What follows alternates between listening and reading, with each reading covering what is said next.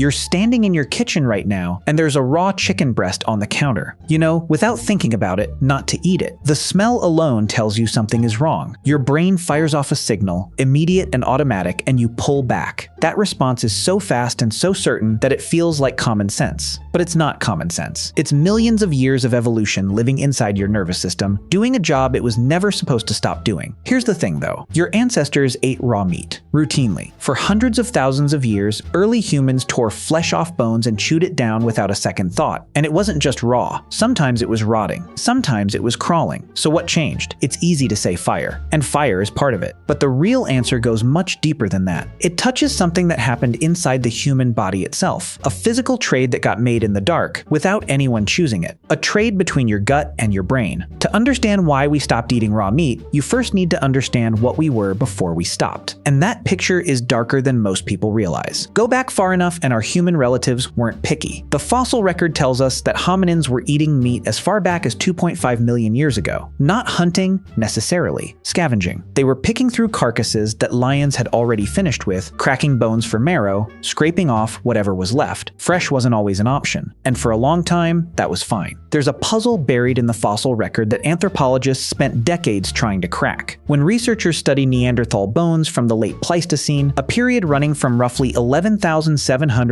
to 129,000 years ago, they find something strange. The nitrogen-15 levels in those bones are off the charts, higher than lions, higher than wolves, higher than any known carnivore living at the same time. Nitrogen works as a tracer through the food chain. Grass has a low value. A deer that eats the grass has a higher value. The carnivore that eats the deer goes higher still. So when Neanderthal bones come back with nitrogen readings above all other predators, the question becomes, what were they actually eating? That mystery sat unanswered for decades, until 2025. In July 2025, Melanie Beasley, an assistant professor of biological anthropology at Purdue University, published research that finally offered an answer, and it's one of the more uncomfortable findings in recent human evolution science. The answer is maggots. Beasley was building on a hypothesis first put forward by her co-author, John Speth, an anthropologist at the University of Michigan. Speth had argued for nearly a decade, based on ethnographic accounts of indigenous diets, that prehistoric humans regularly ate putrid meat and fish, rotting food left in the heat, crawling with fly larvae, not as a last resort, as a regular food source. People didn't take it seriously. Beasley heard Speth give a talk in 2017 and decided to test the hypothesis properly. To do that, she and her team analyzed the nitrogen levels of fly larvae grown on decomposing human tissue at the Forensic Anthropology Center at the University of Tennessee in Knoxville. Cadavers that had been donated for research and left to decompose for 2 years. Beasley's team grew hundreds of larvae samples in that tissue, then measured what they contained. The numbers came back astronomical. Most high nitrogen foods like seals and whales come in at 18 to 21 parts per million. The maggots Beasley was measuring broke that range entirely, and here's why that matters. Fly larvae do something useful. They consume lean, stringy game meat and convert it into their own fatty bodies. The insect becomes a fat source the meat itself couldn't provide. Think about what Neanderthals were actually dealing with. They were hunting in cold climates, chasing large game, burning massive amounts of energy. Lean meat alone doesn't sustain that. Fat does. And in an environment with no refrigeration, no salt, no way to preserve a kill, flies would land on every carcass within hours. You couldn't stop it. So instead of treating the larvae as contamination, Neanderthals may have treated them as a bonus. A calorie-dense, high-nitrogen supplement that came with every aging kill. But here's where it gets stranger, because this wasn't the diet of a species that was suffering. It was the diet of a species that was surviving. The shift away from raw and rotten meat didn't happen overnight. It happened across hundreds of thousands of years, driven by something that looks, in the fossil record, like a slow physical restructuring of the human body. Around 1.9 million years ago, a new species appeared in Africa, Homo erectus. Compared to everything that came before it, this hominin was different in ways that still puzzle researchers. It was taller, it walked more efficiently, its brain was significantly larger than that of Homo habilis, and its teeth were smaller, much smaller. The heavy, grinding molars of earlier hominins started shrinking, and the jaw pulled in to match. For a while, those physical changes were difficult to explain. Richard Wrangham, a biological anthropologist at Harvard University, spent decades arguing that the answer is cooking. Not just eating meat, but transforming what you eat before it goes into your body. Wrangham's cooking hypothesis, fully laid out in his 2009 book Catching Fire, describes a chain of consequences that starts with heat and ends with the human brain. When you cook meat, you break down the collagen matrix holding muscle fibers together. The meat gets softer, easier to chew, and far easier to digest. The body does less work extracting calories from cooked food than raw food. Less work in the gut means energy freed up to go somewhere else. That somewhere else is the brain.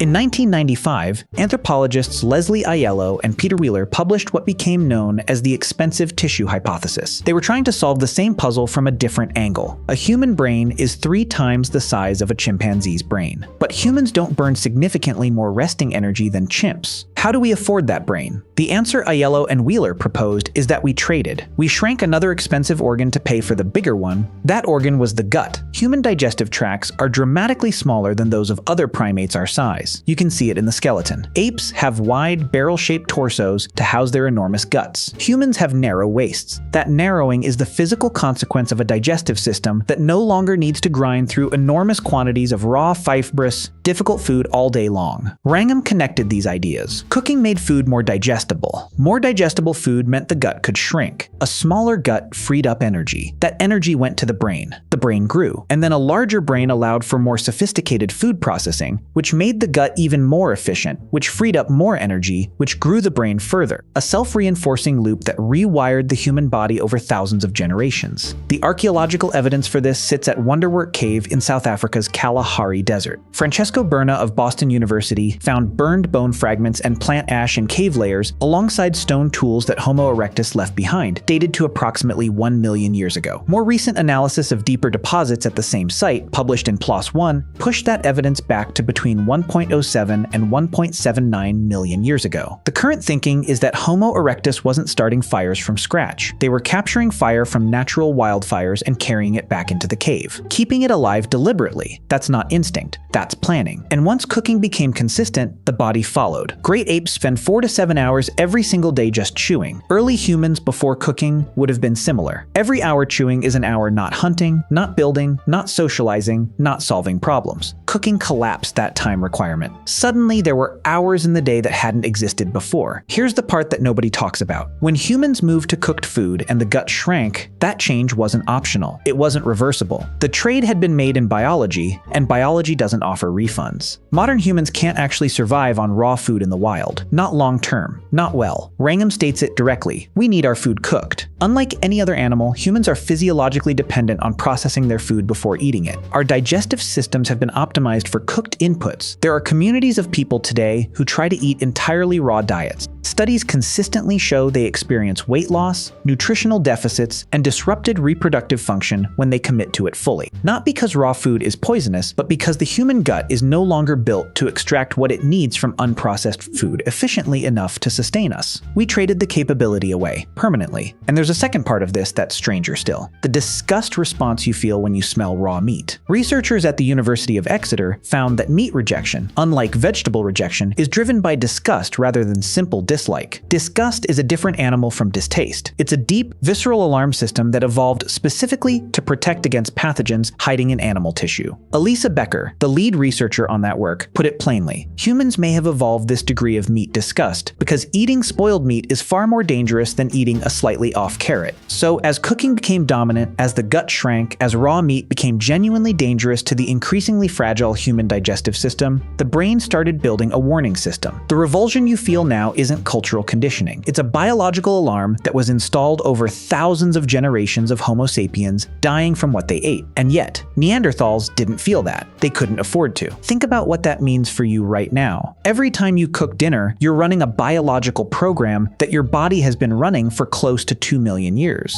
You're not just making food taste better, you're completing digestion before it starts. Your kitchen is, in a very real sense, an external organ, an outsourced gut. The work that a chimpanzee's massive intestines do over 7 hours of chewing, your stove does in 20 minutes. Your brain, the one doing the reading or the watching right now, is burning about 1/5 of your body's total energy just to exist. That's the deal that got made. Smaller gut, bigger brain, absolute dependence on heat to make food work. The thing that separates us most sharply from every other animal isn't language or tools or culture. It's that we can't eat what we find the way we find it. And Neanderthals, the species that went extinct 40,000 years ago, are now telling us something important through their bones. They were resourceful in ways we don't fully appreciate. They were eating maggot-infested carcasses not because they were primitive, but because they understood, on some level we haven't mapped yet, that fat came from wherever it could be found. Even if it was crawling, we got the fire, we grew the brain, we lost the gut. We built the disgust response to protect what we had become. And now we stand in kitchens that would be unrecognizable to every ancestor we've ever had, doing something no other animal on the planet does, treating heat as a prerequisite for eating. There's something worth sitting with in the Beasley study. Not just the maggots, though that's the part the headlines ran with. It's what the study implies about what we were before we became what we are. Every physical trait you have that makes you feel human, the narrow waist, the small jaw, the outsized brain, the involuntary shudder at a bleeding cut of meat, came from a trade. A biological negotiation that happened across a million years of incremental death and survival. The humans who couldn't tolerate the new diet didn't pass it on. The ones whose guts shrank, and whose brains grew, and whose disgust reflexes fired correctly, they're the line you're standing at the end of. Neanderthals ate maggots. Homo erectus carried fire into caves before they knew how to make it. And somewhere in the long middle of all of that, the human body quietly dismantled its own ability to survive without a flame. That's not a story about progress. That's a story about dependency. And the version of you that exists today only exists because a very long line of people got that dependency exactly right.